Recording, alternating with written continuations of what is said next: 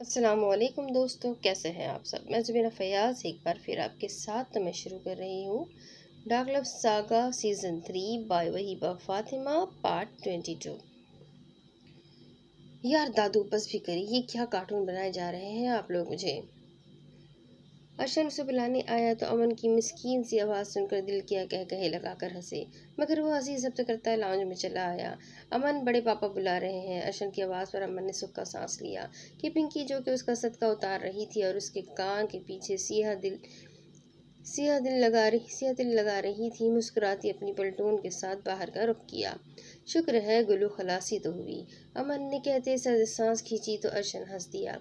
अर्शन ने देखा खुशी और सरसारी उसके अंग अंग से फूट रही थी। वाइट पैलेस के लिए ये बेतहाशा कीमती पल थे। तुम बाहर चलो, मैं तुम्हारी आपी को ले आता हूँ, अर्शन ने कहा तो अमन सरस बात में हिलाता बाहर निकल गया। अर्शन ने अपने कदम कमरे की जानिब बढ़ाए। दिया, जो कि पूरी तरह तैयार थी, ड्रेसिंग में जाकर अपना ड्रेस देखा तो माथा पीट कर रह गई कि सामने बेतहाशा खूबसूरत जगमगाता सफ़ेद लहंगा हैंगर में लटका हुआ था। हर्षन ने कहा था कि अब वो उसे कभी भी सफ़ेद लिबास में ना देखे,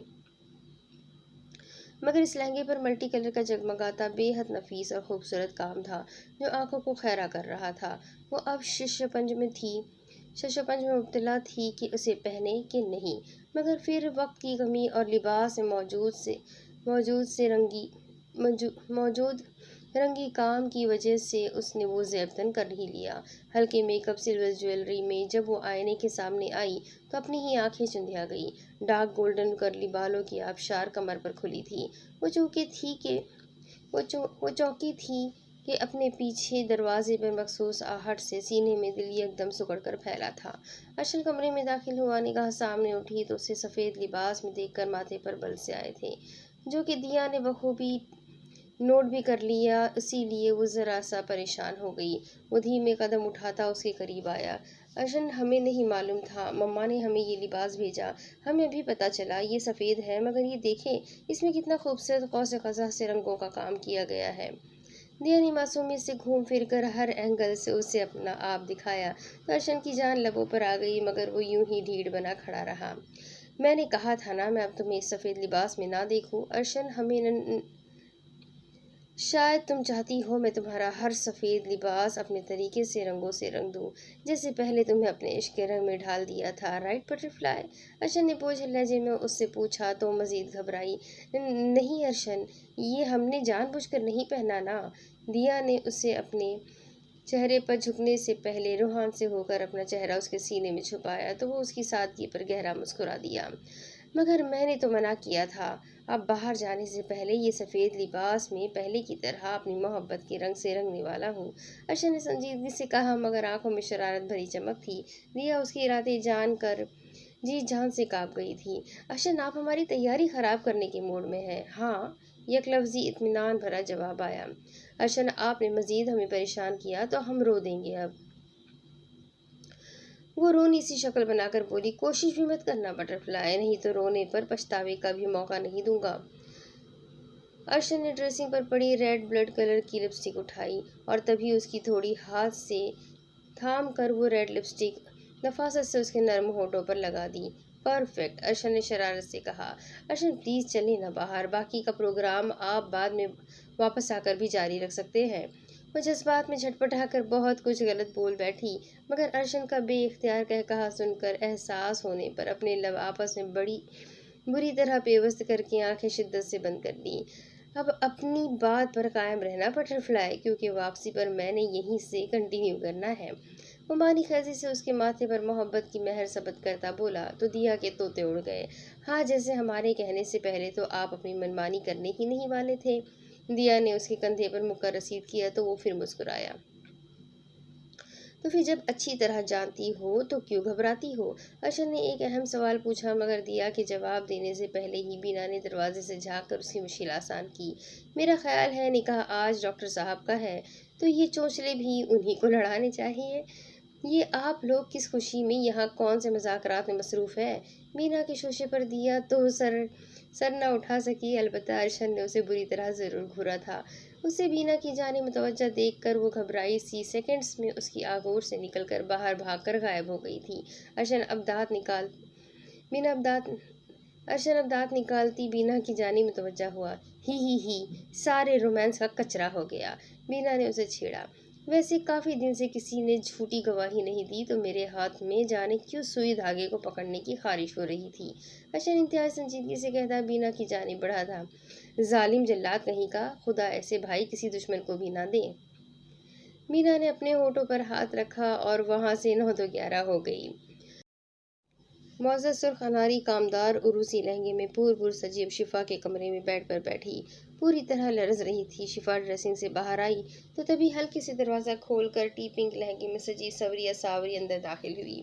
छोटी मम्मी बाहर सब इंतजार कर रहे हैं, जल्दी चलिए, उसने कहा तो शिफा मौजा की जानिब बढ़ी और उसके कांपते वजूद को देखकर अफसोस से नफ़ी में सर हिलाया। मम्मा मुझे बहुत डर लग रहा है। मौजा के हाथ पैर ठंडे पड़ने लगे थे तब शिफा ने आर्यान को कॉल मिलाई थी। आर्यान, समी खान को कमरे में भेजे, शिफा ने कहकर फ़ोन रखा। कुछ ही देर में समी खान ने दरवाजे पर दस्तक दी। शिफा ने अंदर आने को कहा। वो नमा के लिए कमरे में दाखिल हुआ तो हाथ में एक फ्रेम था जो समी खान ने अपने सीने से लगा रखा था। बाबा, मौजा उठकर अपने बाबा के सीने में समाई। वो फ्रेम हटाकर देखा तो अपनी माँ की तस्वीर देखकर बुरी तरह रोने लगी। अरे मौजा, क्या कर रही हो? सारा चेहरा खराब हो जाएगा। असावरी आगे बढ़ी और उसे कंधों से थामा।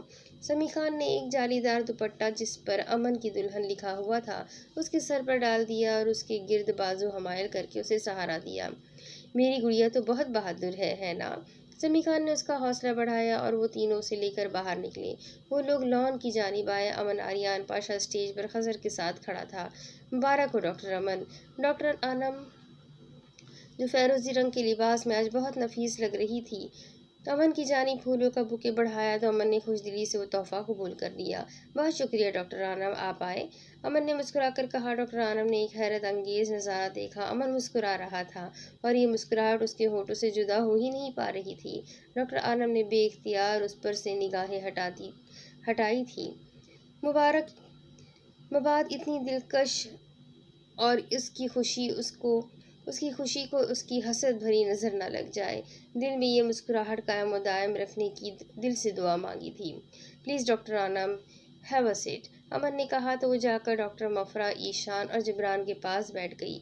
अलीज़े आरुषे के करीब बैठी थी और हसरत से स्टेज पर खड़े उस शख्स को देखती रही जो अब दूसरों के साथ चुटकुले छोड़ता उन्हें हंसने पर मजबूर कर रहा था। अमन खजर से कोई बात कर रहा था। जब निगाहें अपने दाएं जानिब उठी तो वो भूल ही गया कि क्या बात कर रहा था। वो सांस रोके सामने एक हसीन तरीन नज़ारा देखे गया। बेइख्तियार दिल में उस पाक परवरदिगार का बेशुमार शुक्रिया अदा किया जिसने ये दिन ये वक्त उसे दिखाया था। समी खान ने मजबूती से उसे थामा हुआ था और वो एक बाजू से एक तस्वीर अपने सीने से लगाए धीमे कदमों से चलती स्टेज की जानिब बढ़ रही थी। इतनी फुर्सत से रात को देख लीजिएगा भाई, अभी सब आपको ही देख रहे हैं, हसन ने शरारत भरे लहजे में कहा तो अमन ने झेप कर वो मुश्किल अपनी निगाहों का जाविया बदला। वो स्टेज तक आई तो हसन ने ज़बरदस्ती उसे आगे ढकेल कर उसका हाथ आगे बढ़ाया। वो झिझक रही थी, पूरी तरह लरज रही थी। समी खान ने उसका बाजू थाम कर उसका हाथ अमन के हाथ में दिया। शिफा रेहाब ने उसे सहारा देकर स्टेज पर अमन के पहलू में बिठाया। मौलवी साहब ने कहा कि कार्रवाई शुरू करें। पाशा इब्राहिम की सरशारी में डूबी आवाज़ सुनाई दी तो मौलवी साहब ने कलमात अदा करना शुरू किए। अपने पहलू में बैठे इस नर्म नाजुक गदाज वजूद को लरजते महसूस किया तो अमन बेइख्तियार उसके और करीब हो गया और समी बाबा को इशारा किया कि वो उसके पास बैठ जाए। समी खान मौजा के पास बैठ गया और उसके गिर्द अपना बाजू हमायल कर दिया।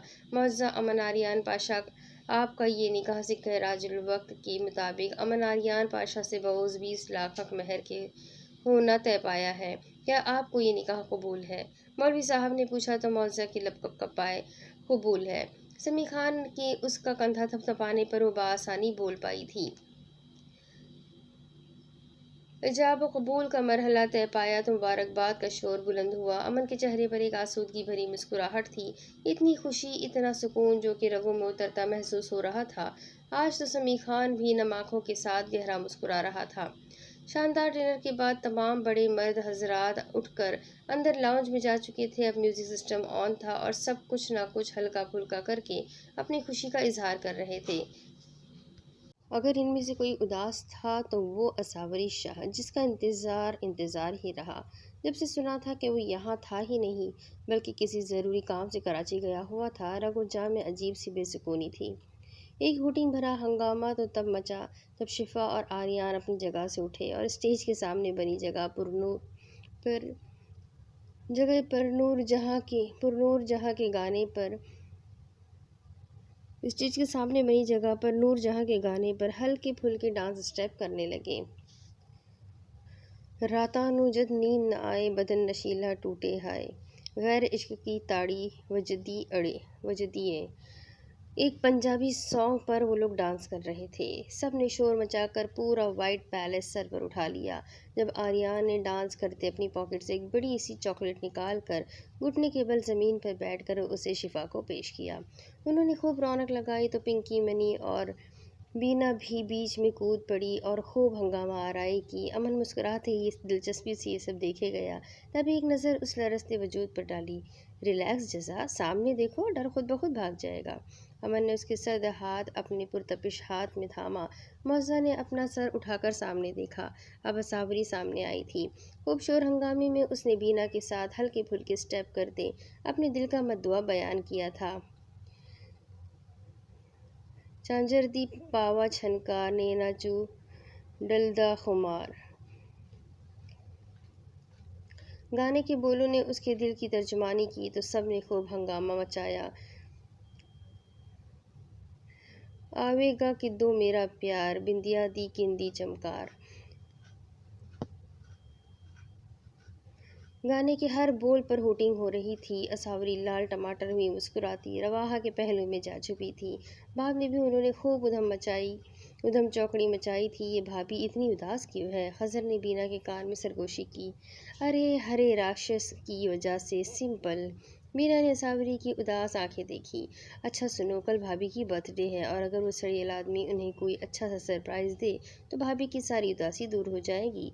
मैंने दिन में भी भाभी की आर भाभी की आरसी नोट करके उन्हें कॉल की थी, मगर असर असर निदारिद। मुझे नहीं लगता वो सड़ियल शख्स कल तक वापस लौट कर आएगा। ऐसा कोई प्लान बनाने वाला है। खजर ने फिक्रमंदी से कहा। अच्छा टेंशन मत लो, मैं भी अभी कुछ देर तक बात करता हूँ। मीना ने कहा तो खजर ने इस बात में सर हिला दिया। मौजा के झुके कंधे देख और बार बार पहलू बदलने पर शिफा उसके करीब आकर बैठी। क्या बात है गुड़िया, ठीक तो हो? शिफा ने उस जाली के ऊपर से ही उसका हाथ थामा था। मम्मा मैं थक गई हूँ। निढाल सी बारीक आवाज़ सुनाई दी तो शिफा मुस्कुराई। अच्छा चलो उठो और रूम में चलो। शिफा ने उसे थामा और रूम में ले गई। वो लोग काफ़ी देर तक ये हंगामा आराई करते रहे। अली से बार बार खजर की जानिब बढ़ती, मगर वो उसे पूरी तरह नज़रअंदाज करके आगे किसी और की जानिब मुतवज्जा हो जाता। अलीज़े की अब बस हो चुकी थी। वो जो बेहद बीमार थी मगर खजर की वजह से ख़ुद को अब तक घसीटे हुए थी। अब उसकी इस कदर बेरुखी से तमाम विल पावर जा रही थी। वो मुश्किल अंदर की जानिब बढ़ी थी जब धड़ाम से ज़मीन बोस हुई। बेरुखी का नाटक करने वाला सबसे पहले खजर जबरान कबीर ही उसकी जानिब लपका था। सब परेशान हुए। ईशान ने करीब आकर उसकी नब्ज़ चेक की जो बहुत धीमी थी। हसन उसे सीधा करके बाहों में भरा। अलीज़े आंखें खोले। वो चिल्लाया मगर उसके वजूद से बहता भल करता खून एक बहुत बड़े दुख, दर्द और नुकसान का पेश खैमा थी। बगैर ज़रा सी भी देर किए खजर उसे बाजुओं में भरकर वो सब उसे लेकर जजा ट्रस्ट लेकर चले गए थे। दूसरी तरफ अहान टॉर्चर रूम से निकलकर बाहर आया था। इतनी उधड़ी लाशें देखी थी कि गम और गुस्से से वो पागल होने लगा था। मगर फिर वीना की कॉल आ गई जो कि सुनी तो उसे तहमुल से थी, मगर तैश इश्तियाल से उसका बुरा हाल था। सुबह से खजर के बाद ये बीना की दूसरी कॉल थी जब अहान को दोबारा याद करवाया गया था कि कल को असावरी का जन्मदिन है। इतनी टेंशन थी कि अब वो चिढ़ने लगा था। इस बार बार की याद दहानी से पूरी तरह फ्रस्ट्रेटेड हो गया था। कुछ ख्याल हवेली के अहाते से मिलने वाली इस उधड़ी हुई लाश ने उसका दिमाग घुमा डाला था। वो अभी अभी मॉर्ग से होकर अपने ऑफिस में आया था और लाल अंगारा आंखों से वहशत टपक रही थी। अहान ने अपनी कनपट्टियां सहलाकर अपनी फूली रगों को सुकून पहुंचाने की कोशिश की जब उसका फ़ोन रिंग हुआ। शिफा मुअज़्ज़ा को कमरे में छोड़कर गई तो बाहर जाते साथ ही अमन को भी अब कमरे में भेज दिया था। वो शुक्राने के नवाफिल अदा करता, अब कदम कदम चलता धड़कते दिल के साथ अपने रूम की जानिब बढ़ा था। ये सेकंड फ्लोर पर बना अलग थलग एक इंतहाई खूबसूरत कमरा था। फूलों से सजी सहरी के बीचों बीच बैठी मुअज़्ज़ा के हाथ पैर फूल रहे थे। गले में एक फंदा सा लग गया था जिससे उसे सांस लेने में मुश्किल पेश आ रही थी। वो गहरे गहरे सांस भरने की कोशिश करने लगी। जब मखसूस आहट के बाद वो कमरे में दाखिल होकर डोर लॉक कर गया तो मुअज़्ज़ा के रहे सहे होश भी उड़ने लगे थे। अमन धीमे से चलता बैठ के करीब आया और उसके करीब ठीक उसके सामने नरमी से बैठ गया। मुअज़्ज़ा का चेहरा सफ़ेद पड़ने लगा। जज़ा, अमन ने पुकारा और उसके चेहरे से वो जालीदार दुपट्टा हटा दिया। अमन, वो कांपती हुई बुरी तरह हाँप रही थी। सुनो रूहे मन, मुझे सीने से लगाओ ताकि मैं जान सकूं कि अगर ज़िंदगी इतने करीब हो तो सांसें एतदाल में कैसे रहती हैं। अमन ने बेतहाशा बेइख्तियार और बेकरार होते उसकी कमर के गिर्द बाजू हमायल करके उसे सीने में भींच लिया। अमन, मैं सांस नहीं ले पा रही। मौजा ने उसे पुकारा। वो अब बिल्कुल भी सांस नहीं ले पा रही थी। मैं होश खोने लगा हूँ, डैम इट। अमन ने उसकी गर्दन में चेहरा छुपाया तो बेबसी के एहसास से फूट फूट कर रो दी। अमन बुरी तरह चौंका था। तब उसका चेहरा थाम कर अपने रूबरू किया। क्या हुआ जज़ा? इट्स ओके, कुछ नहीं हो रहा है। स्टॉप क्राइंग, प्लीज़ रोना बंद करो। Take a breath, take a breath. Aman उसको सांस ना लेते देख अब खुद भी घबरा गया था और उसकी पीठ रब करने लगा था। वो सांस लेने की कोशिश करती रही। So sorry Jaza, I am so sorry. कुछ नहीं हो रहा है। मुझे इस तरह तुम्हें छूकर खौफज़दा नहीं करना चाहिए था। रिलैक्स रिलैक्स, सांस लो। अमन ने उसे बेहद नरमी से थामा। अमन, वो बहुत ज़्यादा खौफज़दा थी, तभी बहुत जल्द उसकी बाहों में झूल गई थी। मुअज़्ज़ा, अमन बौखलाया और उसे उठाकर बेड पर लिटाया। उसकी नब्ज़ चेक की जो कि बहुत धीमी थी। वो तेज़ी से अलमारी से अपना मेडिकल बॉक्स उठाकर लाया था। उसका मुकम्मल चेकअप किया तो मालूम हुआ पैनिक अटैक था या बीपी खतरनाक हद तक लो हो चुका था। अमन ने उसे पुरसुकून होने का इंजेक्शन लगाया। जब उसकी दिल की धड़कन नॉर्मल हुई तो अमन ने सुकून का सांस लिया। उसके करीब नीम दराज होकर उसे बाहों में भर लिया था। अपनी पॉकेट से वो रिंग निकाल कर देखी जो वो उसे पहनाने वाला था। फिर वो रिंग दोबारा अपनी पॉकेट में रख कर उसे सीने से लगाकर अपनी आंखें मूंद ली। ये उससे अगले दिन की बात थी। असावरी की तबीयत सुबह से ही बोझल सी थी मगर अब टेम्परेचर बढ़ने लगा था। ईशान, जबरान, आरुष्य और मदुआ हॉस्पिटल ले जाने के लिए उसके पास आई थी। रवाहा परेशान हाल से असावरी के सिरहाने बैठी उसका सर दबा रही थी, जिसका लम्हा ब लम्हा चेहरा बुखार की हिद्दत से सुर्ख हुआ जा रहा था। मेरी बच्ची, तुम्हारी तबीयत तो और ज़्यादा ख़राब होती जा रही है। मैंने खज़र को बोल दिया है मम्मा, वो मुझे हॉस्पिटल ले जा रहा है। असावरी ने नकाहत भरे लहजे में जवाब दिया। अच्छा, तो फिर फ़ोन करके अपनी सड़ियल को भी बता दो कि तुम हॉस्पिटल जा रही हो। याद नहीं पिछली मरतबा बगैर बताए घर से निकलने पर कितना बवाल मचाया था? रवाहा ने कहते हुए अपना फ़ोन उठाया। मम्मा, आप नंबर डायल करके मुझे दे दे। असावरी बमुश्किल उठकर बैठी। रवाहा ने नंबर डायल करके फ़ोन स्पीकर पर डालकर उसके हाथ में पकड़ा दिया। रिंग जा रही थी। आखिर दूसरी बेल पर फ़ोन रिसीव कर लिया गया। आहान ने खामोशी से फ़ोन कान को लगाया। आहान, मैंने बताने के लिए फ़ोन किया था कि मेरी what the hell Asavari Shah, तुम्हारी आहान फट पड़ा। लाखों लोग कल पैदा हुए होंगे, अगर इनमें से एक तुम्हारी बर्थडे भी कल है तो मुझे बताओ इसमें इतना अनोखा क्या है? आखिर क्यों सब ने तुम्हारी बर्थडे को लेकर इतना बवाल मचा कर रखा हुआ है? आखिर बताओ मुझे। दूसरी जानिब से आहान दहाड़ा था। रवाहा ने शॉक्ड स्टेट में असावरी का पीला पड़ता चेहरा और आंसुओं से भरी सुर्ख आंखें देखी। असावरी ने खामोशी से फ़ोन कट करके फ़ोन रवाहा को थमा दिया था। आंसुओं का एक फंदा सा गले में अटक गया था। वह रवाहा के सीने से लगी हिचकियों से रोने लगी थी। रवाहा भी जी भर कर शर्मिंदा हो गई थी। तभी खज़र उजड़ी बिखरी हालत में दस्तक देकर कमरे में दाखिल हुआ था। भाभी चले, मैं आपको हॉस्पिटल लेकर चलता हूँ, खज़र ने कहा तो असावरी खुद को मजबूत जाहिर करती अब उठ बैठी थी और खज़र के साथ वहाँ से निकलती चली गई। उसके जाने के बाद रवाहा ने दोबारा आहान को कॉल मिलाई थी। आहान ने उसे डांट तो दिया था मगर अब अपने इतने भयानक रवैये का ख्याल आते ही बुरी तरह बेचैन भी हो रहा था। जज्बात की रौ में बहकर ये क्या कह दिया था? क्या वो उन कमज़र्फ मर्दों की तरह था जो नौकरी का सारा गुस्सा और डिप्रेशन अपनी बीवियों पर निकाला करते हैं? आहान ने अपनी दुखती कनपट्टियों को सहलाया। तभी दोबारा फ़ोन रिंग हुआ। जाने क्यों उसे खुशफहमी हुई कि फ़ोन उसी दुश्मन ने जाग ने किया होगा। असावरी, आहान ने बेकरारी से पुकारा।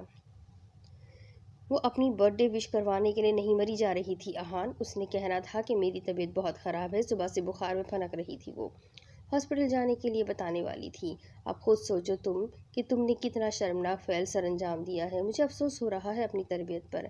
रवाहा ने कहकर फ़ोन खड़ाक से बंद कर दिया था। आहान का दिल किया खुद को या कम अज़ कम अपने इस गर्म दिमाग को आग लगा दे। वो जो रात वापस आ चुका था अब फ़ौरन से पहले घर के लिए निकला था। रास्ते में बार बार असावरी और अपनी माँ को नंबर डायल करता रहा, मगर दोनों ही नंबर ऑफ हो चुके थे। अपने डैड को कॉल मिलाई तो डैड से भी खूब इज्जत अफजाई करवा चुका था। वो मजीद तड़पा। तूफान मेल किसी रफ्तार से पैलेस पहुंचा था। पैलेस पहुंचकर चप्पा चप्पा छान मारा, मगर वो लोग कहीं पर भी नहीं थे। आहान ने अपने बाल मुट्ठियों में भरे थे और ख़ुद को रिलैक्स करने की कोशिश की। वो पूरे पैलेस में कहीं भी नहीं थी और आहान का दिल अब बैठा जा रहा था। वो अपनी माँ के कमरे में आया था, जहाँ माहिर खान अलमारी में सर दिए जाने क्या तलाश कर रहा था। आहान ने उनका सर्द सपाट चेहरा देखकर पहलू बदला। Dad, that's not fair. मानता हूँ कि मुझसे गलती हुई है, मगर मम्मा का ये बिहेव। प्लीज़ यार, अपनी बेगम को समझाए ताकि मैं अपनी बेगम से सॉरी बोल सकूँ। वो रूहान सा हुआ था। माहिर खान ने उसका सुर्ख चेहरा और मलगजा बिखरा सा हुलिया मुलाहिजा किया। जाओ बरखुरदार, जाओ, जाकर अपनी ड्यूटी संभालो, अपना काम करो जाकर। ये घर गृहस्थी के चक्कर में पड़ना तुम जैसे कि बस की बात नहीं है। खामखा उस बच्ची को भी जलील कर रखा है तुमने। तुम्हारी माँ जो भी कर रही हो, एक्चुअली तुम तो इससे भी ज़्यादा डिजर्व करते हो। जाओ, मेरा दिमाग मत खाओ, अपनी ड्यूटी संभालो जाकर। माहिर खान ने बेटे को खूब लते लिया था कि वो बिलबिला उठा। Dad please. आहान ने उनसे इल्तिजा की, मगर वो बिना कुछ कहे माथे पर बल डाले कमरे से बाहर निकल गया। Asavari please, don't do this to me. Aahan बेकरारी सा कमरे से तेज़ी से बाहर निकला था। दूसरी तरफ जिस ट्रस्ट के सफ़ेद बड़े से कमरे में अलीज़े की आँख खुली तो अंदाज़ा हुआ कि अपनी कोख अपने हाथों से उजाड़ कर जिंदगी का बहुत बड़ा खसारे का सौदा कर बैठी है। ये खबर वाइट पैलेस के मकीनों पर बिजली बनकर गिरी थी कि अलीज़ा अपना बच्चा खो चुकी है। वो होश में आते ही बिलक बिलक कर रोई थी। मेडिसिन के काफ़ी से ज़्यादा साइड इफ़ेक्ट नज़र आए थे, इसलिए उस मेडिसिन को रिजेक्ट कर दिया गया था। मगर तब तक अलीज़े की ज़िंदगी पूरी तरह मुतासिर हो चुकी थी। उसे होश में आने के बाद सिर्फ बाप की शक्ल नज़र आई थी, जबकि अपनी माँ और उसको देखने के लिए वो तरस और तड़प रही थी। वो बार बार आंखें उन्हें पुकार रही थी। ईशान कमरे में ही उसके पास मौजूद था और किसी हारे जुआरी की तरह हॉस्पिटल के इस बेड पर अलीज़े के सिरहाने बैठा था। अलीज़े के आंसू मुसलसल तकिए में जज्ब हो रहे थे। अब क्या फ़ायदा ये आंसू बहाने का अलीज़े, जबकि तुमने अपने हाथों से अपनी ज़िंदगी बर्बाद कर ली और आरुषि के भी यहाँ ना आने की क्यों शिकायत करती हो? क्या तुमने ये सब करते किसी के बारे में सोचा जो अब हम तुम्हारे बारे में सोचते फिरे? ईशान ने कर्ब से कहते अपने लब भीजे थे। अलीज़े के रोने में शिद्दत आ गई थी। पापा एक मर्तबा, सिर्फ एक मर्तबा उसे बोले, आकर मेरी बात सुन ले। वो तो जाने कब से मुझसे मोहब्बत करता है ना, तो क्या उसकी मोहब्बत इतनी कमज़र्फ और बेहिस है कि वो मुझे कुछ कहने का एक मौका भी नहीं देना चाहता। अलीज़े ने हिचकियों के दौरान ईशान को बाजू से झंझोड़ा। ईशान ने जख्मी निगाह उसके बीमार वजूद पर डाली। हल्दी की तरह पीली पड़ती रंगत, आंखों के गिर्द सियाह हल्के कमज़ोर वजूद और जिस्म पर इन्फेक्शन के सियाह धब्बे। अलीज़े, वो आज बेल्जियम वापस लौट रहा है, वापस। ईशान ने सपाट लहजे में कहते अलीज़े के सर पर बम फोड़ा था। अलीज़े ने बेयकीनी से फटी फटी भीगी सुर्ख निगाहों से अपने डैड को देखा, जैसे यकीन करना चाहती हो कि सच में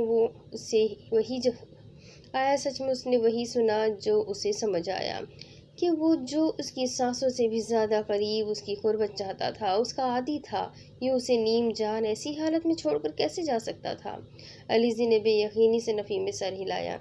ईशान ने उसकी फ़ाइल चेक की, तब हल्की सी दस्तक देकर कोई अंदर दाखिल हुआ था। अलीज़े ने तरफ दरवाजे की जानिब देखा तो दंग रह गई। सामने ही वो सफरी बैग कंधे पर डाले, उजड़ी बिखरी हालत लिए मलगजे से होलिये में बेड की जानिब बढ़ रहा था। लाल अंगारा आंखें और चेहरे पर बेतासुर चेहरा बेतासुर और सर्दोसपाट। अलीज़ अपनी जगह पर साकित हो गई थी। खज़र ने उसकी आंखों में देखा और इस वक्त इन आंखों का सर्द तासुर इतना जानलेवा था कि अलीज़े बिलबिला उठी। मैं जा रहा हूँ अलीज़े ईशान कबीर, आपको बकौल आपके तमाम फ़राइज़, तमाम जिम्मेदारियों, मेरी सो कॉल्ड मोहब्बत के बोझ से आज़ाद करता हूँ। मैं खज़र जिब्रान कबीर इब्राहिम, बकायमी होश व हवास आपको। खज़र को बीच में रुक जाना पड़ा जब अलीज़े ने शहादत की उंगली से उसे रुक जाने का इशारा किया। वो बमुश्किल उठकर बैठी थी, हाथ से ड्रिप की सुई खींच कर दूर फेंकी। अलीज़े, ईशान चिल्लाया। डैड प्लीज़, वो चिल्लाई और इतने में ही हाँफ गई, मगर लड़खड़ाती 3 कदम चलकर उस तक ज़रूर पहुंची थी। चटाख! एक जन्नाटेदार थप्पड़ खज़र के गाल पर रसीद हुआ था। खज़र ने अपनी आंखें बंद करके अपने बेनिशान आंसू अपने दिल पर गिरते महसूस किए थे। तब वो बेबसी की इंतहा पर पहुंचती लड़खड़ाकर उसके सीने से लगी फूट फूट कर रोती थी। I am sorry Khazar, I am sorry, इस हालत में मुझे छोड़कर मत जाओ यार। खज़र, मैं मर जाऊंगी, मैं टूट गई हूँ, बिखर गई हूँ, तुमने मुझे सहारा ना दिया तो मैं मर जाऊंगी। तुम्हें तुम्हारी मोहब्बत का वास्ता Khazar, save me, hold me please. उसकी शर्ट भिगोती अपना काम गलत कर रही थी। खज़र की बर्दाश्त की हर हद पार हो चुकी थी। तब उसने उसे बाजू से जकड़कर अपने रूबरू किया था।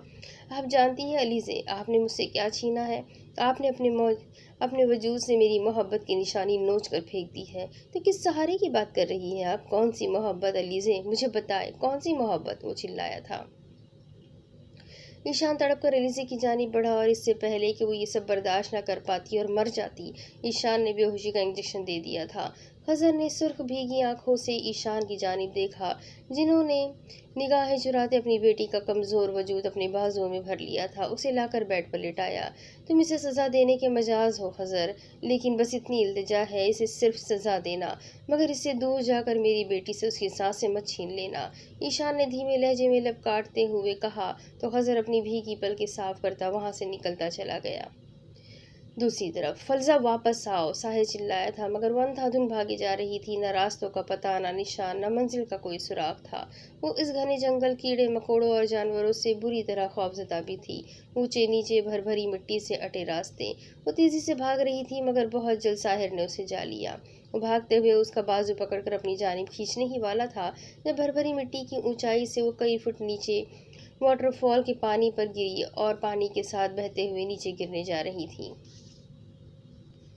दूसरी तरफ सुबह भारी होते सर के साथ मौजा की आंख खुली तो गायब दिमागी से जहां लेटी थी कितनी देर तक वहीं पड़ी रही, मगर जैसे ही होश ठिकाने लगे खुद को उसकी चट्टानी सीने से बिखरे हुए लेटे पाया तो वो झटके से उठी थी। वो अब तक उसी सुर्ख और उसी लिबास में थी, मगर उसके वजूद से ज्वेलरी का बोझ उतार दिया गया था। सबसे पहले तो उठकर एक हैरत अंगेज नज़ारा देखा। मौजा, जिसने उसे कभी सोते हुए नहीं देखा था, क्योंकि वो जब से आया था मौजा ने उसे रातों को यहाँ वहाँ भटकते ही देखा था। फिर शिफा मम्मा से वजह पूछने पर उसे पता चला था कि वो बेख्वाबी का मरीज़ है, उसे नींद नहीं आती, वो सोता ही नहीं है। मौजा की आंखें हैरत से फैल गई, क्योंकि वो अब उसके बेहद करीब गहरी नींद सो रहा था। मौजा उसे इतनी गहरी नींद सोते हुए देखकर मुस्कुराई, मगर जब मौजा की आंखों के सामने रात का एक एक मंजर लहराया तो अजियत और तकलीफ रगों में बहने लगी। उसने तकलीफ से बुरी तरह अपने लब कुचले। वो अपनी कम हिम्मती, खौफ और बुज़दिली की वजह से अमन के साथ बहुत बुरा कर चुकी थी। रात उसकी कीमती पल बर्बाद कर चुकी थी। उसकी रियाजत का इंतज़ार धूल कर गई थी और अब यही परेशानी दिल में सुइयां सी चुभोने लगी। वो अपने हाथों की उंगलियां बुरी तरह चटखाने लगी और उस दुश्मन जाग की जाने फिर गहरी नज़र से देखा कि उसके जागते में तो वो कम अज़ कम इतनी जुर्रत का मुजाहरा कभी नहीं कर सकती थी। वो ज़रा सा उसकी जानिब रुख किए दाएं करवट पर लेटा हुआ था। मौजा को याद आया, नींद बेहोशी में रात भर उसने उसे जागता और तिलावत करते ही महसूस किया था। वो फजर पढ़कर ही सोया होगा। मौजा अपने घुटनों के गिर्द बाजू लपेटे एक घुटने पर अपना चेहरा टिकाकर इस वजीह और खूबरू शख्स को फुर्सत से देख रही थी। चौड़ा माथा, तीखी मगरूर सतवा नाक, भरे भरे अनाबी लब, हल्की बियर्ड पर घनी मूछें, पुरनूर चेहरा और माथे पर वो खूबसूरत पाकीज़ा सा मेहराब। मौजा का दिल मचल गया था, क्या इस वक्त मेहराब को छू कर देखे। तब उसने अपना कांपता हाथ आगे बढ़ाया। जुर्रत के इस मुजाहरे पर हलक खुश्क होने लगा था। एक दफ़ा हाथ वापस खींचा, मगर फिर हिम्मत करके हाथ आगे बढ़ाया और नरमी से अपनी शहादत की उंगली उस मेहराब पर रखी। बौखलाई तो तब जब अमन ने नरमी से अपनी खुमार भरी आंखें खोलकर मौजा की जानिब देखा। मौजा ने करंट सा खाकर अपना हाथ पीछे हटाया। नॉट फेयर स्वीट कोकोमो, मैं फूलों को मैं छू लूँ तो होश उड़ जाए, सांस थम जाए, और ये जो हमें छूकर जज्बात में तलातम बर्पा किया जा रहा है वो अपना चेहरा तकिए के ऊपर अपने हाथ पर रखे उसके बेहद करीब गहरी निगाहों से उसे देखते बोझल लहजे में बोला। तो मौजा सटपटाती यूं अनजान बन गई जैसे कि कुछ पता ही नहीं। वो उसकी इस मासूमियत भरी चालाकी पर गहरा मुस्कुराया। वो रात मुझे पता नहीं क्या हो गया था, मैं खुद नहीं समझ पाई। वो अपने नाखून अपने दांतों तले कतरती निगाहें चुराकर बोली तो अमन को उस पर टूट कर प्यार आया। तभी हाथ की 2 उंगलियों से उसकी चिन थाम कर अपनी जानिब घुमाई और उसकी निगाहों में झांक कर इशारा किया। तो मौजा फिर घबराई थी, गले में गुठली सी उभर कर मातूम हुई थी, मगर उसे अपनी बुज़दिली से आजिज़ आकर हिम्मत करते उसके इशारे पर अमल करते आलती पालती लगा ली। अमन नरमी से उठा और औंधे मुंह लेट कर उसकी गोद में सर रखा, उसकी कमर के गिर्द बाजू हमायल किए, उसके दामन से लिपटते हुए उसके पहलू में मुंह छुपाया। मौज़िया को फिर फिजा में ऑक्सीजन की कमी महसूस होने लगी, हाथ पर ठंडे पड़ने लगे। रात जो भी हुआ मुझे उसके ज़रा बराबर भी परवाह नहीं। तुम भी सोच कर परेशान मत होना, मेरे लिए इतना ही काफ़ी था कि सारी रात मेरी ज़िंदगी मेरे करीब मेरे हिसार में थी। मेरे सुकून के लिए इतना ही काफ़ी था। अमन ने कहते उसके पहलू पर अपने लब रखे तो मौजा घबरा गई। लेकिन रात जो भी हुआ सारा कसूर मेरा था, मैंने आते ही तुम्हें डरा दिया। आई एम सो सॉरी। अमन ने अपनी कारस्तानी का सोचते दांतों तले लब दबाया कि वो रात कैसे इतना बेचैन और आउट ऑफ कंट्रोल हो गया था कि ना खुद उससे कोई भी बात की, ना उसे कुछ कहने दिया, और यूं उसके करीब जाकर उसे हिरासा कर दिया। नहीं आप सॉरी नहीं, बल्कि मुझे। मौजा के लब कपकपाए, उसने अपनी आंखें सख्ती से मीच रखी थी। खामोश, मुझे खुद को महसूस करने दो। अमन ने उसके पहलू से सर निकाल कर उसके लबों पर अपनी उंगली रखी और जिन गहरी निगाहों से उसे देखा, मौजा की घबराहट में इजाफा ही हुआ था। आप मुझे ऐसे मत देखा करें। उसने अपना हिनाई नाजुक हाथ अमन की आंखों पर रखा। उसके हाथों से जो खुशबुएं हिना आती है, ऐसे लगता है कि जन्नत से हवा आती है। अमन ने एक गहरा सांस भरकर मेहंदी की खुशबू अपनी सांसों में बसाई और अपनी आंखों से उसका हाथ हटाकर फिर बोलती निगाहों से उसे देखा। तो और कैसे देखा करूं? अमन ने बोझल लहजे में पूछा तो वो सटपटा गई। देखा ही मत किया करे। मौजा ने आसान हल पेश किया। मतलब अंधा हो जाऊं? मैंने ऐसा कब कहा आपको? और हाथ से भी। हाँ तो तुम्हें नहीं देखूंगा तो अंधा ही तो हो जाऊंगा ना, क्योंकि मुझे तुम्हारे अलावा कुछ दिखाई नहीं देता। अमन ने सीधे होकर उसकी छोटी सी नाक पर अपने लब रखते इत्मीनान से कहा तो वो गड़बड़ा गई। अब अमन ने उसकी गर्दन पर हाथ रखकर अंगूठे से नर्म और मुलायम गाल रब की तो निगाहें चुरा गई। अमन ने करीब होकर दूसरी गाल पर अपना जादू भरा नरम लम्स छोड़ा। मौजा ने उसके कंधों पर हाथ रखकर आंखें जोर से मीच ली। अभी वो कोई और गुस्ताखी करता जब साइड टेबल पर पड़े फ़ोन की मखसूस रिंग बजने लगी तो उसने बदमज़ा होकर ज़ोर से जबड़े भींचे। उसके माथे पर नरमी से अपना लम्स छोड़कर पीछे हटा और बेड से नीचे उतरा। मौजा ने आंखें खोलकर पलकों की झालर के नीचे से उसे देखा और पहलू बदल लिया। अमन मुस्कुराता अपना ड्रेस लेकर वॉशरूम में चला गया और कुछ ही देर में फ्रेश सा बाहर आया। ड्रेसिंग मिरर से उसने उसका अक्स देखा जो अपनी चूड़ियों से बच्चों की तरह खेलने में मसरूफ़ थी। स्वीट कोकोमो, उठो और तैयार हो जाओ, क्लास नहीं लेनी क्या आज?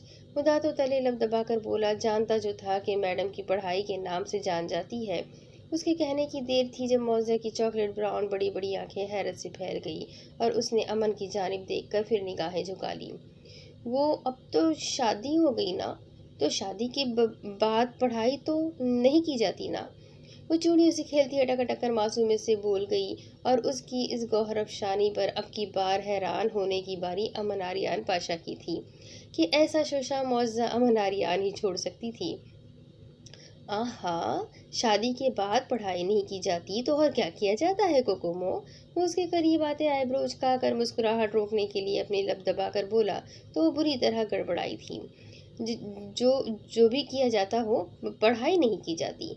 झंझलाई सी आवाज़ और लापरवाही अपने उरूज पर थी। ये मुअज़्ज़ा अमन आरियान पाशा की तोती तोती तो पूरे जज़ा ट्रस्ट में बोलती थी, मगर एक मिस फरियाल थी जिनके सामने उसकी एक भी न चलते हुए उनका जल्लादी स्टाइल में पढ़ाना वो हजम नहीं कर पाती थी, और आए रोज़ मुअज़्ज़ा को उनके मुंह से झड़ते फूल फिर भरपूर डांट की सूरत सहने पड़ते थे। अमन ने करीब आकर उसे कंधों से थामा और बेड से नीचे उतारा। वो फिर उसके रूबरू और बेहद करीब आकर कंफ्यूज हो गई। जानती हो स्वीटी, जजा ट्रस्ट का असल मालिक कौन है? वो किसके नाम पर है? अमन ने उसकी आंखों में झांक कर पूछा तो मुअज़्ज़ा ने एक नज़र उसे देखा फिर दूसरी जानिब देखने लगी। आप बिल्कुल गलत। उसकी असल मालिक तुम हो। पूरा ट्रस्ट तुम्हारे नाम है।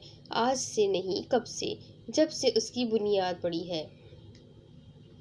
अमन ने कहते उसे शिस्तर कर दिया। वह हैरत से मुंह खोले अमन को देखे गई। तो सब और ख़ास कर मैं चाहता हूँ कि तुम मुझसे भी ज़्यादा काबिल और अच्छी डॉक्टर बनो और आगे जाकर उस हॉस्पिटल की भाग दौड़ संभालो। आखिर उसकी असल मालिक ने ही तो उसकी जिम्मेदारी उठानी है ना। अमन ने कहते उसकी छोटी सी नाक पर बना दी, छोटी सी जान पर बना दी। नहीं, ऐसा नहीं हो सकता। मैं नहीं कर सकती इतना कुछ, वो बौखलाई थी। अमन ने मुस्कुराते हुए उसको अपने सीने से लगा लिया। तुम कर पाओगी जज़ा, कि मैं हर वक्त हर पल तुम्हारे साथ हूँ, तुम्हारे पास हूँ और पढ़ाऊँगा भी ना। अमन ने कहते उसकी पुश्तरफ करते उसे इतना बड़ी जिम्मेदारी उठा लेने का हौसला देते ये बात हजम करवाने की कोशिश की थी।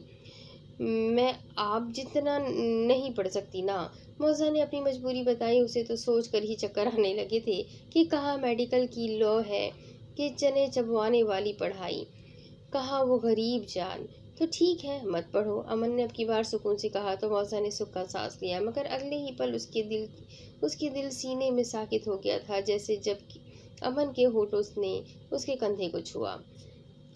मैं भी ड्यूटी से रिज़ाइन दे देता हूँ, सिर्फ मैनेजमेंट संभाल लूँगा, बल्कि वो भी डैड संभाल लेंगे, फिर तुम भी घर पर फ्री और मैं भी, बस एक दूसरे के लिए, एक दूसरे के बेहद करीब, एक दूसरे की ज़ात में गुम। शादी के बाद पढ़ाई के अलावा जो भी होता है वो सब करने के लिए, मसलन हनीमून, ढेर सारा प्यार, सैर तफरीह और अमन।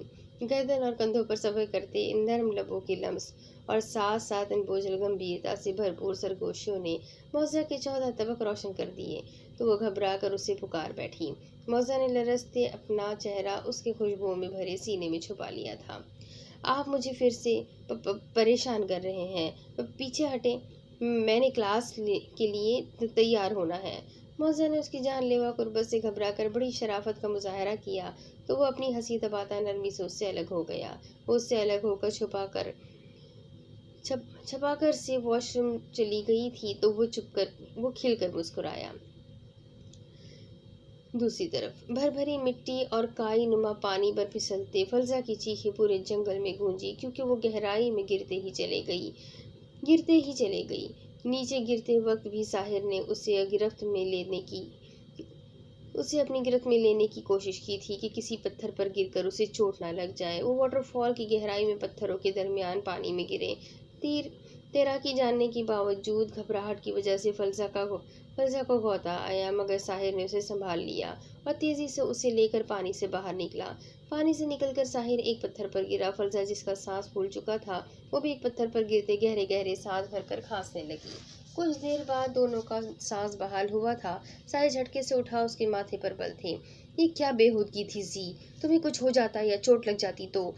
वो दरजदगी से बोला था, तो अच्छा ही होता, तुमसे तो जान छूट जाती। वो भी दिल मिलाकर बोली, मैंने ये जान अभी ढंग से पकड़ी कब है जो छोड़ने की बात कर रही हो जी बेबी। वो अपना कोट उतारता अपनी शर्ट के बटन खोलते संजीदगी से बोला, इतनी संजीदगी से इतनी बेहुदा बात सिर्फ वो जंगली हैवान ही कर सकता था। ये क्या कर रहे हो? उसे शर्ट उतारते देख फलसा सटपटाई। जो तुम सोच रही हो वो तो बिल्कुल नहीं, कि इसके लिए ये जगह और वक्त बिल्कुल नामुनासिब है। उसने फिर कहते फलसा के होश उड़ाए। शर्ट अच्छी तरह निचोड़कर फिर पहनी और कोट कंधे पर डाला। जानती भी हो किधर घुस आई हो, जल्दी चलो, ठंड लग गई तो वैसे ही मर जाओगी। साहिर ने उसे बाजू से पकड़ा और तेजी से एक जानिब चलने लगा। वो जितना तेज चल रहा था, फलसा उसके साथ तकरीबन घसीटे जा रही थी। शाम के साए गहरे हो चले थे और इस वक्त जंगल में वक्त से पहले ही अच्छा खासा अंधेरा छाने लगा था। मजीद वो गहराई में गिरने की वजह से पैदल चलने के रास्ते से पहाड़ की पिछली जानिब से तकरीबन 5 से 6 किलोमीटर दूर गिर गए थे। हम कहाँ जा रहे हैं? फलजा ने घबरा कर इधर उधर देखा। घना सब्ज सियाह जंगल और जहाँ बजा दिखते कीड़े मकोड़े, सांप और हशरातल अर्ज जंगली जानवरों के साथ पार्टी करने। उसने फिर संजीदगी के साथ शोशा छोड़ा। वो नाक की सित में एक जानिब जा रहा था। फलजा ने उस पर 2 हुर्फ भेजकर खामोशी इख्तियार की कि जानती थी वो गुस्से में है, तभी उल्टे सीधे जवाब ही सुनने को मिलेंगे। तकरीबन आधे घंटे चलते रहने के बाद वो हाँफ गई। गीले कपड़ों में अब कुल्फी जमने लगी थी। फलजा के सर्द होते पांव भी जवाब देने लगे थे। साहिर, मैं और नहीं चल सकती, वो हाँफ गई। सिर्फ भाग सकती हो? हाँ, अब भुगतो। खफीफ से तंज के साथ वो जबरदस्ती उसे अपने साथ घसीटे गए। साहिर, मैं गिर जाऊंगी, वो तिलमिलाई। बस कुछ देर और, साहिर ने कहा, और 5 से 10 मिनट शायद सजा के तौर पर उसे मजीद चलाया। अब झाड़ियों के बीचों बीच एक झाड़ी सूखी टहनियों और जिंदा शाखों से बने एक छोटे से हट के आसार नमूदार होने लगे थे। अभी वो करीब जाते जब फलजा को अपने बदन पर कुछ रेंगता और दर्दनाक सुइयों से चुभती महसूस हुई। साहिर, मुझे कुछ हो रहा है, मुझे दर्द हो रहा है, उसे हम कर बाजू झटकती चिल्लाई थी। साहिर ने झटके से उसकी जानिब देखा। Oh shit! उसके कोट पर रेंगती मोटी मोटी सियाह बिल्ड एंड्स ब्लड एंड्स देखकर साहिर के मुंह से बरामद हुआ। जैकेट उतारो! साहिर ने घूमकर तेजी से उसके ऊपर से जैकेट खींचकर एक तरफ उछाली और उसके जिस्म से वो चोटियां तेजी से झाड़ने लगा। चोटियों ने फलजा को बाजुओं पर काट लिया था। वो दर्द से मचलने लगी। साहिर, इजी बेबी इजी, हट तक पहुंचो।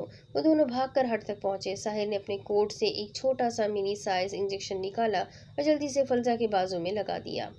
शुक्र करो मैडम, जब हम जंगल में आते हैं तो बहुत ज़्यादा ज़रूरी अशिया और हर तरह के जहर की एंटीडोट अपनी पैंट और कोट की पॉकेट्स में रखते हैं, नहीं तो आज बहुत बुरा होता तुम्हारे साथ। गुलाब भींच कर बोला।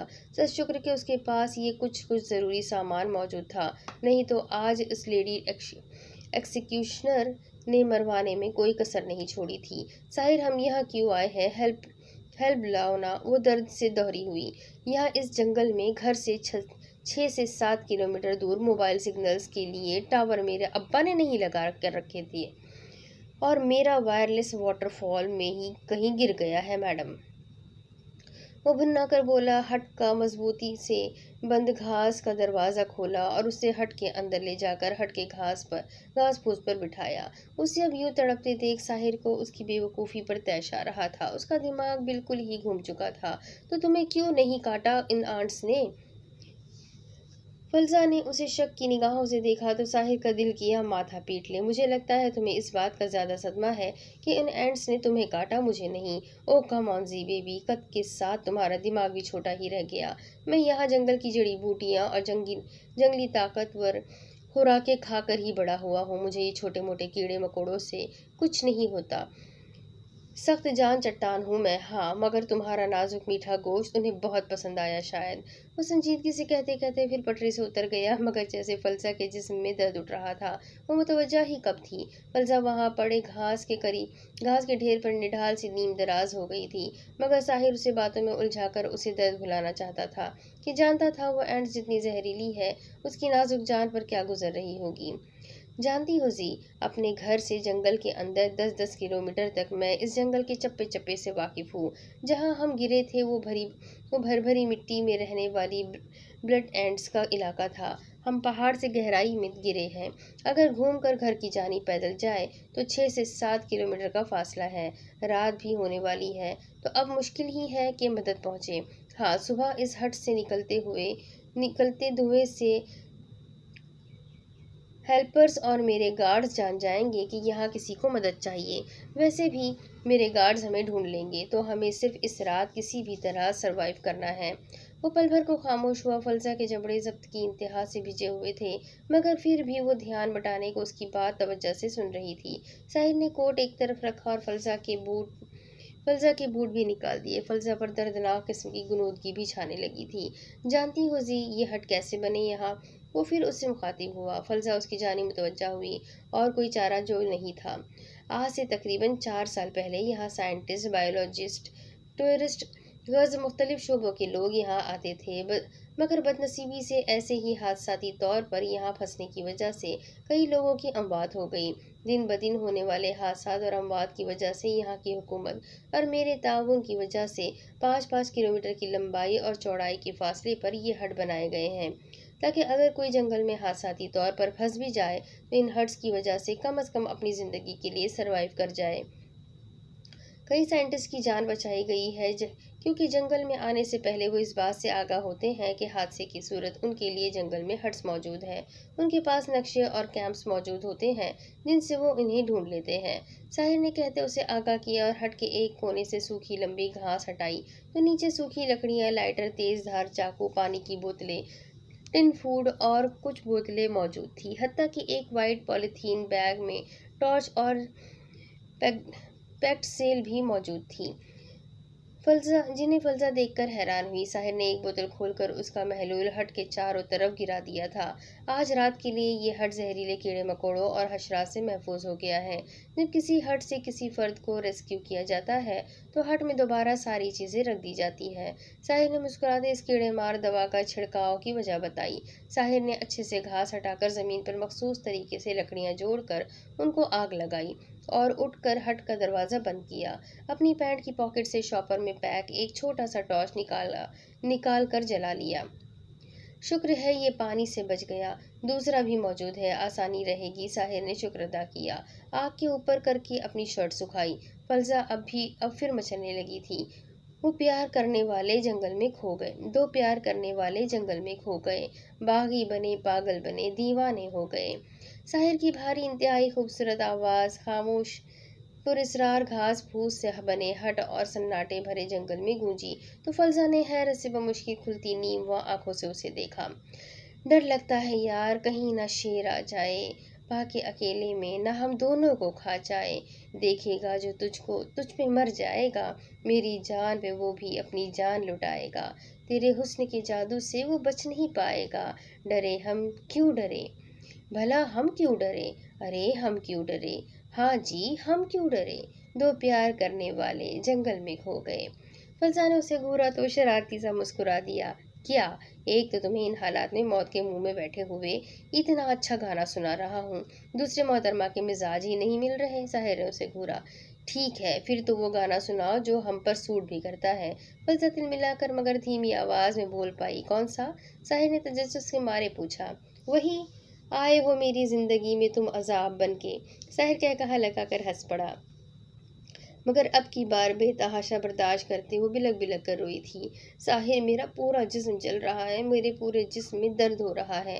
वो तड़पी और अपने बाजू नोचने लगी और उसकी हर तड़प के साथ साहिर ने अपना भी वजूद झुलसता महसूस किया। तो किसने कहा था बुलेट रानी के बुलेट एंड्स चोटियों की कॉलोनी में जाकर घुसो, काट लिया ना, दुनिया की जहरीली तरीन एंड्स है वो। साहिर आग के पास से उसके बेहद करीब खिसक आया था और उसका चेहरा अपने हाथों में थामा।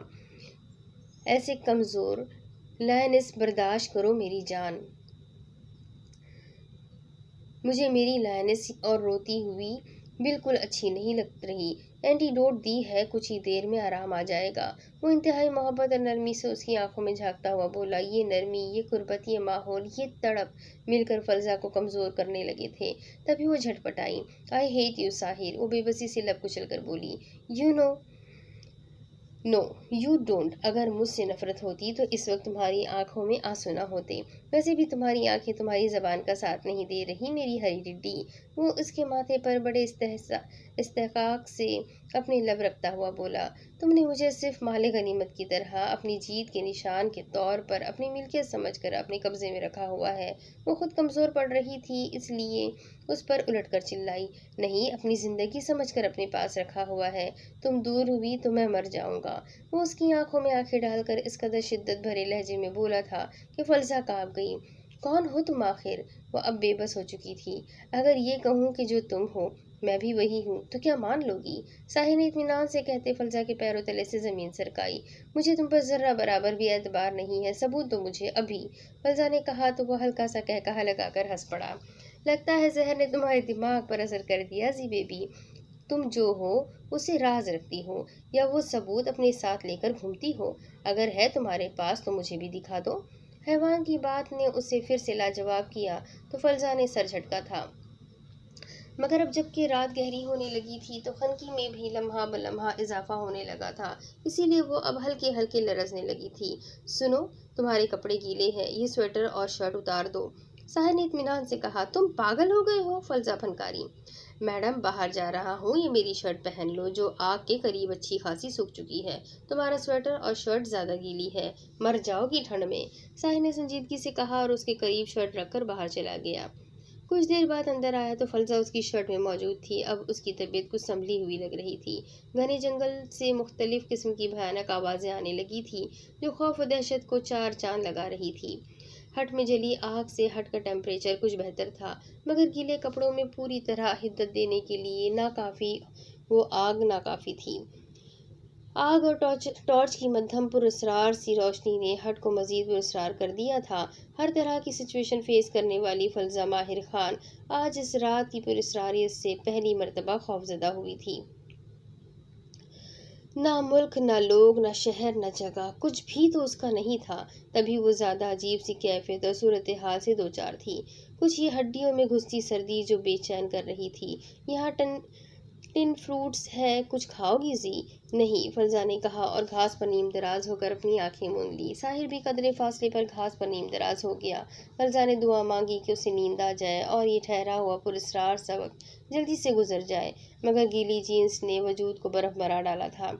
काश तुम लोग हट में एक अदद कंफर्टर और बिस्तर भी रख दिया करते, फलजा ने जलकर कहा तो वो जो सीधा नीम दराज था गहरा मुस्कुराया। जानता था ये ठंड पास पड़ी जान के लिए नाकाबिले बर्दाश्त है, मगर क्या किया जा सकता था। इस ठंड का जो हल एक दूसरे के पहलू से लगने का उसके पास मौजूद था। जानता था अपने इजहार ख्याल पर ही गंजा हो जाने का खदशा है, तभी चुपचाप लेटा रहा। हाँ, मगर अब इस माहौल में मुँह जो जज्बात सर उठाने लगे थे। वो आज बेइख्तियार हो जाना चाहता था, पूरी तरह मदहोश, मगर खुद पर काबू पाए रखा। मगर वो उसकी जानिब से मुतफक्किर था। वो बीमार ना हो जाए, उसे कुछ हो ना जाए, तभी बेचैन हो गया था। ये रात कब गुजरेगी? फलजा की नम आवाज़ पर साहिर ने उसकी जानिब करवट ली। जानता था सवाल बेवकूफ़ाना था, मगर फिर भी उसे तसल्ली दी। जल्द ही फलजा ने उसकी बोलती पर तपिश निगाहों से तंग आकर उसकी मुखालिफ सिमत करवट बदली थी। काफ़ी देर गुजर गई, मगर कब तक? अब बेतहाशा बर्दाश्त करते हुए थर-थर काँपने लगी थी। अजीब बेबसी और लाचारगी थी। कोई हल भी तो नहीं था। फिर जब हर तरफ से दिमाग ने काम करना बंद कर दिया तो आखिरी उम्मीद के तौर पर दिमाग की सुई पीछे लेटे शख्स पर आकर रुकी। अपनी कमर पर निगाहों की तपिश अब भी महसूस हो रही थी। फलजा हर तरह से और खुद से शिकस्त खाती खिसक कर पीछे हटी थी। उसके करीब जाकर अपनी पुश्त उसके सीने से लगाई तो नीले पड़ते जिस्म को कुछ हरारत महसूस करके उसे सुकून मिला।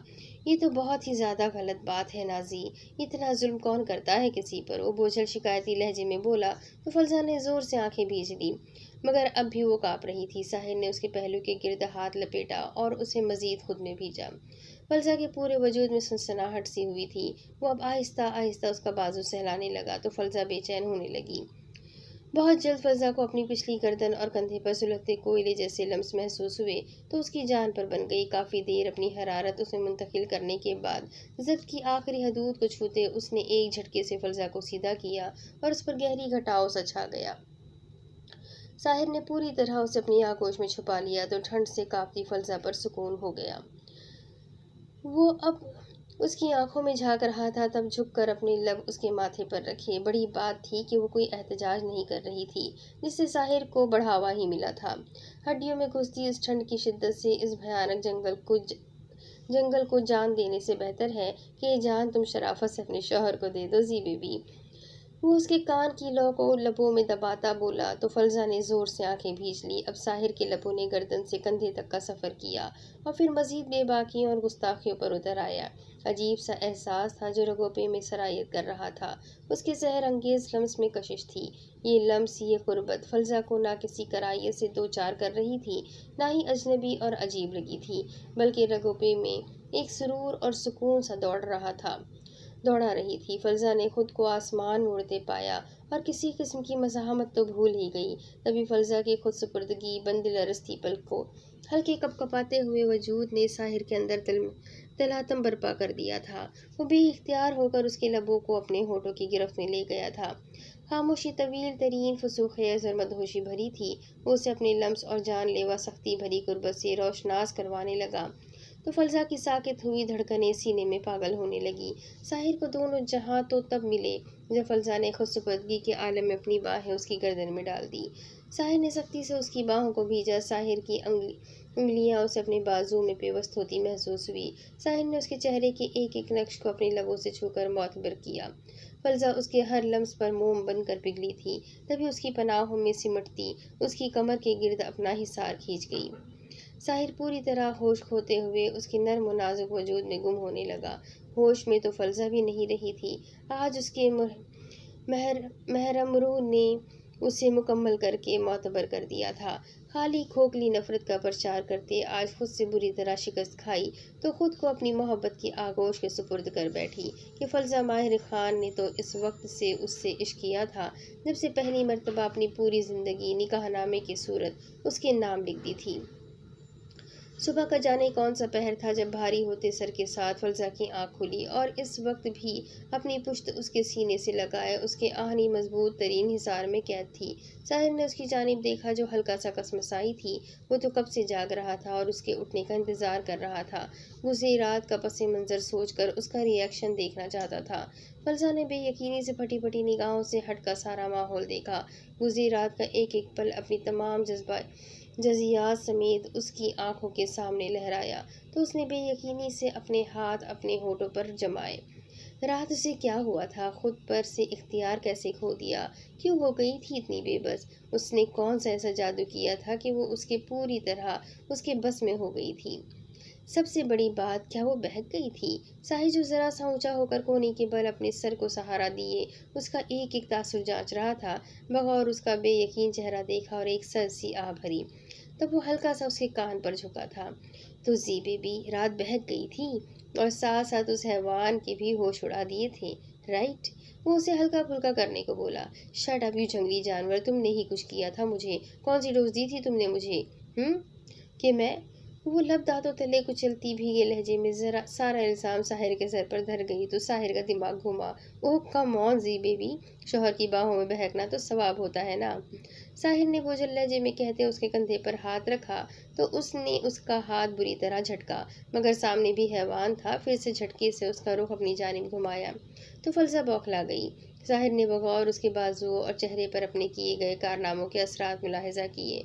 उसकी गहरी निगाहों ने फलसा को उससे निगाहें मिलाने के काबिल नहीं छोड़ा था। इस रिश्ते को और मुझे मुकम्मल करने का शुक्रिया जी बेबी, एहसान अजीम है नाचीज़ पर। वो जोमानी लहजे में बोला था। तुम्हें रात क्या हुआ था? साहिर ने शरारत से कहते फिर उसे छेड़ा। पीछे हटो। वो गुर्राई मगर असर निदारत। वो उसके चेहरे के करीब तरीन आया था। मेरी बाहों में बहकने की सज़ा भी सुन ले। अब बहुत देर से आज़ाद करूँगा तुझको। साहिर ने इत्मीनान से अपना इरादा बताया तो फलजा के 14 तबक रोशन हो गए। अभी तो उसकी रात की शिद्दतों से वो थकन से चूर थी। कहाँ वो फिर उसे खुद में समाकर महकाने लगा था। इससे पहले वो कुछ बोलती साहिर ने उसे फिर से अपनी पनाहों में भर लिया था। दूसरी तरफ अलीज़ा हॉस्पिटल में रुकी ही नहीं थी। बीमारी और इस शिकस्ता पाई ने उसे ज़िद्दी बना डाला था। तभी अगले दिन ही वो अपने डैड से ज़िद करके डिस्चार्ज ले चुकी थी। वक्फे वक्फे से वाइट पैलेस की तमाम ख्वातीन उसके पास उससे मिलने आ चुकी थी मगर अब उसे खुद इस हॉस्पिटल से वहशत सी होने लगी थी। तभी डिस्चार्ज लेकर दवाइयों के पलंदे के साथ घर वापस चली आई। अब भी मफरा उसे नरमी से थामे उसके कमरे में लाई थी। जबरान और ईशान भी साथ ही थे। अलीज़े में एक मुहम सी उम्मीद के साथ चारों ओर निगाह दौड़ाई मगर उसे कहीं भी ना पाकर उसके ऊपर वहशत सी तारी हुई। बड़े पापा खजर कहाँ है?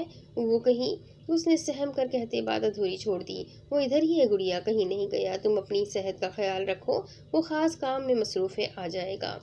जिब्रान ने उसके सर पर हाथ रखकर कहा। आप झूठ तो नहीं बोल रहे ना मुझसे? नहीं प्रिंसेस, बिल्कुल नहीं, वो इधर ही है। तुम बिल्कुल फिक्र मत करो। वो नाराज़ है, वो भी सिर्फ इसलिए कि तुम अपनी लापरवाही से बीमार हो गई, मगर तुम बिल्कुल सेहतयाब हो जाओगी तो वो मान जाएगा। और फिर सेहतमंद होकर उसे मनाने वाला काम भी तो सर अंजाम देना है ना। जिब्रान ने उसे नरमी से समझाया तो उसने आहिस्ता से इस बात में सर हिला दिया। वो सब उसे मेडिसिन वगैरह देकर आराम की तलकीन करते रहे। उनके सामने उसने आंखों पर बाजू रखा और यूँ जाहिर किया जैसे वो सो गई है। वो सब बाहर चले गए। अलीज़े अब अपने तकिए में मुँह दिए उसके फ़राक में हिचकियों के साथ रो रही थी। क्या वो उसके लिए इस कदर अहम था कि उसके जाने के बाद वो यूँ टूट गई थी, बिखर गई थी? बहुत तैयार और जालिम थी खज़र जिब्रान कबीर की मोहब्बत। बहुत चालाक था वो खुद, जिसने अपने हर लम्स के साथ अपनी मोहब्बत अलीज़े खज़र जिब्रान की रग रग में उतार दी थी। उसे अपना आदी बना दिया था कि अब उसके बगैर वो यूं माही बेआब की तरह तड़प रही थी। गिरफ्ता दिल है बहुत आज तेरे दीवाने, खुदा करे कोई तेरे सिवा ना पहचाने। मिट्टी मिट्टी सी उम्मीदें, मिटी मिटी सी उम्मीदें, थके थके से ख्याल, बुझे बुझे से निगाहों में गम के अफसाने। अब इसके आगे की कहानी मैं आपको अगली किस्त में सुनाती हूँ कि आगे क्या होगा। ये जानने के लिए मेरे साथ बने रहें। स्टोरी वाकई में बहुत इंटरेस्टिंग है, तो चैनल को सब्सक्राइब कर ले, बेल आइकन को ज़रूर दबा दें और अगर कहानियाँ पसंद आ रही हैं तो अपने कॉन्टेक्ट्स में शेयर करना बिल्कुल भी ना भूलें। साथ ही साथ मैं कोशिश कर रही हूँ कि जितनी जल्दी हो सके इस स्टोरी को पूरा करूँ और इसके साथ ही एक एक और स्टोरीज़ आप तक पहुँचाती जाऊँ, ताकि जितने ज़्यादा हो सके मैं सबकी रिक्वेस्ट पूरी कर सकूँ। तो दुआ कीजिएगा कि अल्लाह मुझे कामयाबी दे। अपनी दुआ में याद रखिएगा, अपना ढेर सारा ख्याल रखिएगा। मिलते हैं अगली किस्त में, तब तक के लिए अल्लाह हाफ़िज़।